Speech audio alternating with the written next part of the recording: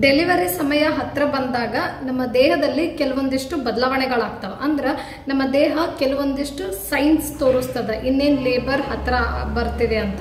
ಅದು ಕೆಲವು ದಿನಗಳ ಮುಂಚೆ ಆದರೂ ತೋರಿಸ್ಬೋದು ಅಥವಾ ಕೆಲವು ಗಂಟೆಗಳ ಮುಂಚೆನೂ ತೋರಿಸ್ಬೋದು. ಅಂದ್ರೆ ಒಂದು 2-3 ವಾರದ ಮೊದಲೇನೆ ನಿಮಗೆ ಸೈನ್ಸ್ ಫೀಲ್ ಆಗಕ್ಕೆ ಸ್ಟಾರ್ಟ್ ಆಗ್ಬೋದು ಲೇಬರ್ದು, ಅಥವಾ ಒಂದು 4-5 ಗಂಟೆ ಮುಂಚೆನೆ ಸಹ ಆ ಲೇಬರ್ ಸೈನ್ಸ್ ಫೀಲ್ ಆಗ್ಬಹುದು, ಹೇಳಕ್ಕಾಗಂಗಿಲ್ಲ. ಹಾಗಾಗಿ ಇನ್ ಐದರ್ ವೇಸ್ ನಾವು ಈ labour process delivery process prepared ಆಗಿರ್ಬೇಕು. ಸೊ ಪ್ರಿಪೇರ್ಡ್ ಆಗಿರ್ಬೇಕಂದ್ರೆ ಯಾವ ರೀತಿ ಲೇಬರ್ ಸೈನ್ಸ್ ನಮಗ್ ಫೀಲ್ ಆಗ್ತಾವಂತ ಗೊತ್ತಿರ್ಬೇಕಾಗ್ತದ. ಹಾಗಾಗಿ ಈ ವಿಡಿಯೋ ಮಾಡ್ತಾ ಇದ್ದೀನಿ. ಈ ವಿಡಿಯೋದಲ್ಲಿ ನಾನು ನನ್ನ ಪ್ರಾಕ್ಟಿಕಲ್ ಎಕ್ಸ್ಪೀರಿಯನ್ಸ್ ಜೊತೆಗೆ ಶೇರ್ ಮಾಡ್ತಿದ್ದೀನಿ ಯಾವ ತರ ಲೇಬರ್ ಸೈನ್ಸ್ ನ ಫೀಲ್ ಆಗ್ತಾವಂತದ್ದು.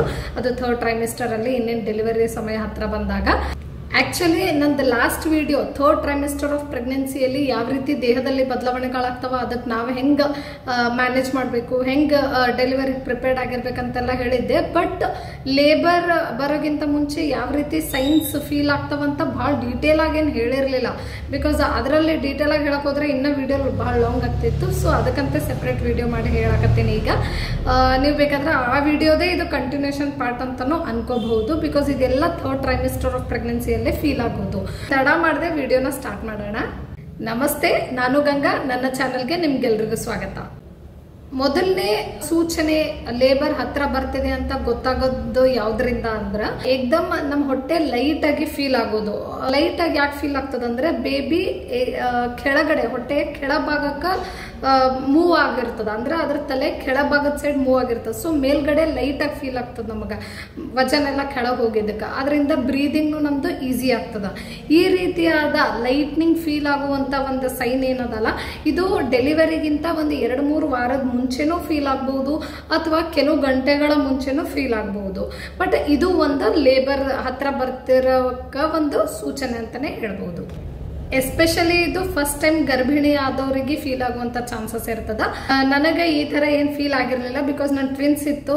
ಸೊ ನನಗೆ ಯಾವತ್ತೂ ಈ ತರ ಲೈಟ್ನಿಂಗ್ ಫೀಲಿಂಗೇ ಬರ್ಲಿಲ್ಲ ಡೆಲಿವರಿ ಮುಗಿಯವರೆಗೂ. ನೆಕ್ಸ್ಟ್ ನಮ್ಮ ದೇಹ ಕೊಡುವ ಸೂಚನೆ ಯಾವ್ದಂತಂದ್ರ ಬೇಬಿ ಕೆಳಗಡೆ ಅಂದ್ರ ಗರ್ಭಾಶಯದ ಕೆಳಗಡೆ ಬಹಳ ಪ್ರೆಷರ್ ಹಾಕೋದ್ರಿಂದ ಪೆಲ್ವಿಕ್ ಮೇಲೆ ಬಹಳ ಪ್ರೆಷರ್ ಬೀಳ್ತದ. ಅದರಿಂದ ಜಾಸ್ತಿ ಯೂರಿನ್ಸ್ ಪಾಸ್ ಆಗುವಂತ ಚಾನ್ಸಸ್ ಇರ್ತದ. ಸೊ ಜಾಸ್ತಿ ಫ್ರೀಕ್ವೆಂಟ್ ಆಗಿ ಯೂರಿನ್ಸ್ ಪಾಸ್ ಆಗಕತ್ತಿತ್ತಂದ್ರೆ ಇದು ಕೂಡ ನಿಮ್ಮ ಲೇಬರ್ ಹತ್ರ ಬರಕತ್ತದ ಅಂತ ಅನ್ನೋದಕ್ಕೆ ಒಂದು ಸೈನ್ ಅಂತಾನೆ ಹೇಳ್ಬೋದು. ನೆಕ್ಸ್ಟ್ ಸೂಚನೆ ಯಾವ್ದಂತಂದ್ರ ವಾಟರ್ ಬ್ರೇಕ್ ಆಗೋದು. ಅಂದ್ರೆ ಆಮ್ನಿಯೋಟಿಕ್ ಫ್ಲೂಯಿಡ್ ಏಕ್ದಮ್ ಒಮ್ಮೆ ಫ್ಲೂಯಿಡೇ ಘಶ್ ಅಂತ ಹೊರಗೆ ಬರ್ತದ, ಇಲ್ಲ ಅಂದ್ರೆ ಸ್ವಲ್ಪ ನೀರು ಯೂರಿನ್ಸ್ ತರ ಪಾಸ್ ಆಗ್ತಾನೋ ಹೋಗ್ಬಹುದು. ಇವೆರಡರದಾಗ ಒಂಥರ ಆಗ್ತದ. ಒಂದೇ ಸಲಕ್ಕ ನೀರ್ ಹೊರಗನು ಬರ್ಬೋದು ಅಥವಾ ಸ್ವಲ್ಪ ಯೂರಿನ್ಸ್ ಹೆಂಗ್ ಪಾಸ್ ಆಗ್ತದ ಹಂಗೂ ಪಾಸ್ ಆಗ್ಬಹುದು. ಒಮ್ಮೆಲೆ ವಾಟರ್ ಬ್ರೇಕ್ ಆದಾಗಂತೂ ಗೊತ್ತಾಗ್ತದ ಫ್ಲೂಯಿಡ್ ಒಮ್ಮೆ ಹೊರಗೆ ಬಂದದಂತ. ಬಟ್ ಇದು ಸ್ವಲ್ಪ ಸ್ಲೋ ಆಗಿ ಡಿಸ್ಚಾರ್ಜ್ ಆಗೋ ಮುಂದೆ ಯೂರಿನ್ಸ್ ಅಂತ ಕನ್ಫ್ಯೂಸ್ ಆಗ್ಬಿಡ್ತದ. ಅದಕ್ಕೆ ನೆಗ್ಲೆಕ್ಟ್ ಮಾಡ್ಬಿಡ್ತಾರ. ಸೊ ಹಂಗ್ ಮಾಡಬಾರ್ದು. ಈ ತರ ಫ್ರೀಕ್ವೆಂಟ್ಲಿ ನೀರು ಪಾಸ್ ಆಗ್ಲತ್ತಿತ್ತು ಅಂತಂದಾಗ ಇಮಿಡಿಯೇಟ್ಲಿ ನಾವು ಡಾಕ್ಟರ್ ಹತ್ರ ಹೋಗ್ಲೇಬೇಕಾಗ್ತದ. ಸೊ ಏನಂದ್ರ ಆಮ್ನಿಯೋಟಿಕ್ ಫ್ಲೂಯಿಡ್ ಡಿಸ್ಚಾರ್ಜ್ ಆದಾಗ್ನು ಇಮಿಡಿಯೇಟ್ಲಿ ಡಾಕ್ಟರ್ ಹತ್ರ ಹೋಗ್ಬೇಕು, ಅಥವಾ ನೀರು ಸ್ವಲ್ಪನೇ ಸ್ಲೋ ಆಗಿ ಡಿಸ್ಚಾರ್ಜ್ ಆಗ್ಲಾಗತ್ತೈತೆ ಅಂದ್ರೂ ಅವಾಗ್ನು ಡಾಕ್ಟರ್ ಹತ್ರ ಹೋಗ್ಬೇಕು. ಇನ್ನ ನೆಕ್ಸ್ಟ್ ಸೂಚನೆ ಯಾವ್ದಂದ್ರ ಸ್ಲೈಟ್ ಆಗಿ ಬ್ಲಡ್ ಸ್ಟ್ರೈನ್ ಹತ್ತಬಹುದು ಅಥವಾ ಬ್ಲಡ್ ಡಿಸ್ಚಾರ್ಜ್ನು ಆಗಬಹುದು. ವೈಟ್ ಡಿಸ್ಚಾರ್ಜ್ ಜೊತೆ ಸ್ವಲ್ಪ ಬ್ಲಡ್ ಸ್ಟ್ರೈನ್ ಹತ್ಬಹುದು ಅಥವಾ ಬ್ಲಡ್ ಡಿಸ್ಚಾರ್ಜ್ನು ಆಗಬಹುದು. ಆ ತರ ಬ್ಲೀಡಿಂಗ್ ಏನಾದ್ರು ಆಗ್ಲಾಗತ್ತಿತ್ತು ಅಥವಾ ಬ್ಲಡ್ ಸ್ಟ್ರೈನ್ ಏನಾದ್ರು ಹತ್ತದಂಗ ಅನ್ಸಿತ್ತು ನಿಮಗ ಅಂತಂದಾಗ್ನು ಇಮಿಡಿಯೇಟ್ಲಿ ಡಾಕ್ಟರ್ ಹತ್ರ ಹೋಗ್ಬೇಕಾಗ್ತದ. ನೆಕ್ಸ್ಟ್ ಸೂಚನೆ ಯಾವ್ದಂದ್ರ ಲೋವರ್ ಬ್ಯಾಕ್ ಅಲ್ಲಿ ಬಹಳನೇ ಪೇನ್ ತರ ಫೀಲ್ ಆಗೋದು. ಪೀರಿಯಡ್ಸ್ ಬಂದಾಗ ಯಾವ ತರ ಕ್ರಾಂಪ್ಸ್ ಫೀಲ್ ಆಗ್ತದ ಅದೇ ತರ ಕ್ರಾಂಪ್ಸ್ ಫೀಲ್ ಆಗೋದು. ಈ ರೀತಿ ಆಗ್ಲಾಕತ್ತಂದ್ರ ಲೇಬರ್ಗೆ ಹತ್ರ ಆಗ್ತಿದೀವಿ ಅಂತಾನೆ ಅರ್ಥ. ಅವಾಗ್ನು ನೀವು ಡಾಕ್ಟರ್ ಹತ್ರ ಹೋಗ್ಬೇಕಾಗ್ತದ. ನೆಕ್ಸ್ಟ್ ಸೆಳೆತ ಅಥವಾ ಕಾಂಟ್ರಾಕ್ಷನ್ಸ್ ಫೀಲ್ ಆಗೋದು.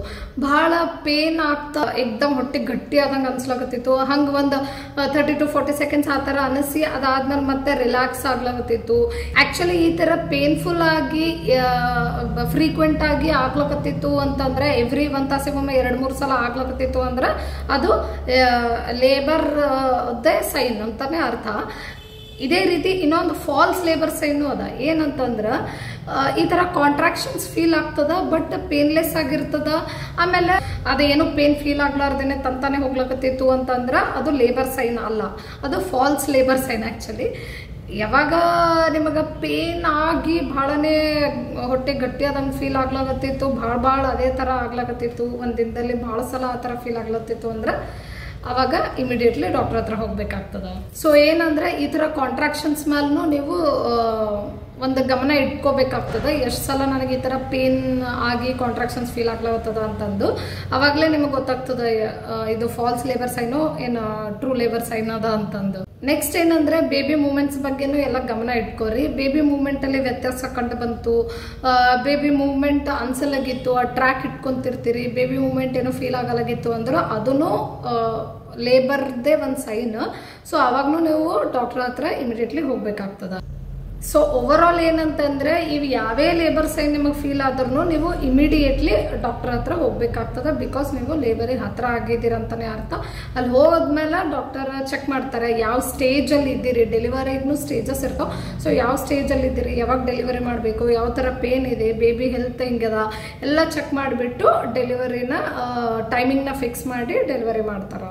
ಸೊ ಈ ವಿಡಿಯೋದ ಉದ್ದೇಶ ನಾನೇನು ವೈದ್ಯಕೀಯ ಸಲಹೆ ಕೊಡೋದಲ್ಲ, ಜಸ್ಟ್ ನಮಗ ಒಂದು ರ್ಯಾಂಡಮ್ ಆಗಿ ಅಟ್ಲೀಸ್ಟ್ ಈ ಥರ ಒಂದು ಲೇಬರ್ ಸೈನ್ ಅದ ಅಂತ ನಮಗೆ ಗೊತ್ತಿದ್ರ ಅದನ್ನ ನಾವು ಗಮನದಲ್ಲಿ ಇಟ್ಕೊಂಡ್ರೆ ಕೇರ್ಫುಲ್ ಆಗಿರ್ತೀವಿ ಥರ್ಡ್ ಟ್ರೈಮಿಸ್ಟರ್ ಅಲ್ಲಿ. ಬಿಕಾಸ್ ಎಷ್ಟೊಂದು ಸಲ ಈಗ ಈವನ್ ನನ್ನ ಪ್ರೆಗ್ನೆನ್ಸಿ ಟೈಮ್ನಾಗೂ ನನಗೆ ಗೊತ್ತೇ ಇರಲಿಲ್ಲ ಯಾವ ಥರ ಫೀಲ್ ಆಗ್ತದೆ, ಯಾವಾಗ ನಾವು ಡಾಕ್ಟರ್ ಹತ್ರ ಹೋಗ್ಬೇಕಂತ.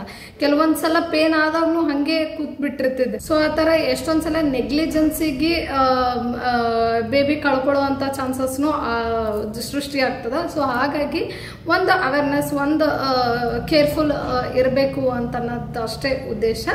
ಸೊ ಹಾಗಾಗಿ ಈ ವಿಡಿಯೋ ನಿಮ್ಗೇನಾದರೂ ಇಷ್ಟ ಆದಲ್ಲಿ ಲೈಕ್ ಮಾಡ್ರಿ, ಶೇರ್ ಮಾಡ್ರಿ, ಸಬ್ಸ್ಕ್ರೈಬ್ ಮಾಡ್ರಿ ಅಂತ ಹೇಳ್ತಾ ಮತ್ತೆ ನೆಕ್ಸ್ಟ್ ವಿಡಿಯೋದಲ್ಲಿ ಮೀಟ್ ಆಗ್ತೀನಿ. ಅಲ್ಲಿವರೆಗೂ ಬಾಯ್, ಟೇಕ್ ಕೇರ್.